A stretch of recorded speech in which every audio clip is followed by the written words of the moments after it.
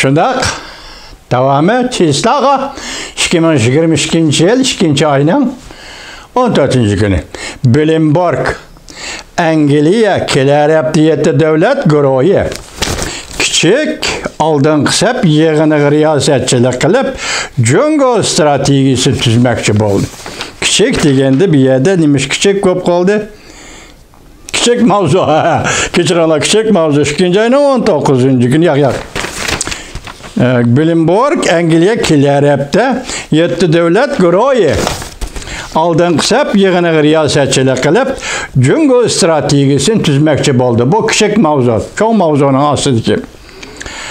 Kısa haber munda qaşqarıldı. Ötken hepte ötküzülgen maslaştırış yığını da Amerika'nın vekili Jungo'ga qat'i ve keskin hareket kullanışının zararligini o'ttirib qo'ydi. Demek ki 7 devlet diplomatları yığını açtı, aldığın sep yığınını, evvel açılgan maslaştırış yığını da dikkate vatandaş Amerika Koşmuş Ştatlarının vekili Jungo'ga qat'i ve keskin hareket kılışının zararligi yoki qo'llanishning zararligini o'ttirib qo'ydi. Bu sizlarga yetkazmoqchi bo'lgan 4-cümle, 3 cümle vatandaş. Kanada bolsa kambag'al devletlerge vaksini yetkazib berishni Jungo ve Rossiyadagi devletlerge qoldirib qo'ymaslikni muhimligini ta'kidladi.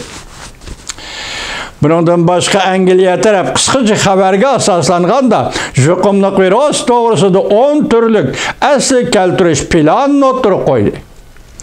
Yana bir türlük yuqumli virusning oldini olish xitobnomasi hamda yana bir türlük davlat guruhiga a'zo 7 davlat guruhiga a'zo davlatlarning bu yillik yig'iniga qatnashadigan mehmon davlatlar Avustraliya, Koreya ve Hindistan qatorliq mehmon davlatlar o'rtaq imzo qo'yadigan echivitilgan jamiyat demokratik qimmat qarashlari va kishilik huquq to'g'risida bayonot e'lon qilish planini bo'ttirib qo'ydi.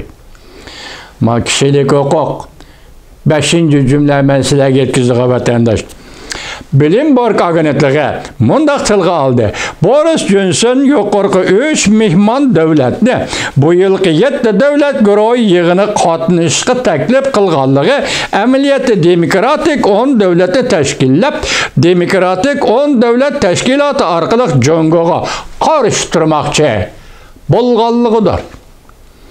Bu endi 6-cümle hurmatli vatandosh. 2. ayının 19. günü yani Cuma günü aldığımızda aldığın sep yığını doğrusu da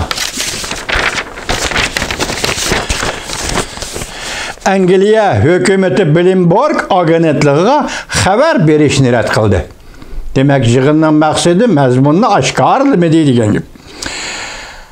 Yaqinda Angliya radio televiziya şirketi BBC Uyg'uriston, yani Şinjan Uyg'uriston meselesi ve yuqumli virus meselesi to'g'risida arkadan e'lon qilgan axborot xabarlarida yolg'on xabar e'lon qilib, Jungo radio televiziya bosh idorasi 2. ayının 12. günü saharda BBC xalqaro axborot sahnesining Jungo chegarasi ichida o'ltiraqlishiga yo'l qo'ymaydiganligini e'lon qildi.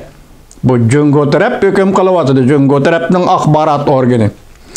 Angliyaning tashqi ishlar ministri derhal bayonot e'lon qilib, bu anda qaror e'lon qilishni qabul qilmaymiz deb ko'rsatdi.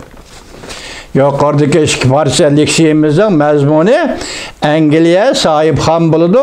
7 davlat guruhining yig'inini chaqirdi. Oldingi kun nima dedik? Angliya dunyoga rahbarlik qilishning qadamini tashladi. Albatta Amerika Qo'shma Shtatlari bilan birlikda hozir tahlil qilamiz vatandoshlar.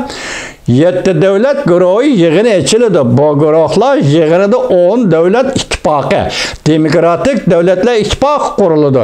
Bu orqali Jungo'ga taqobil turish birinchi vazifa. Ondan nima dedik?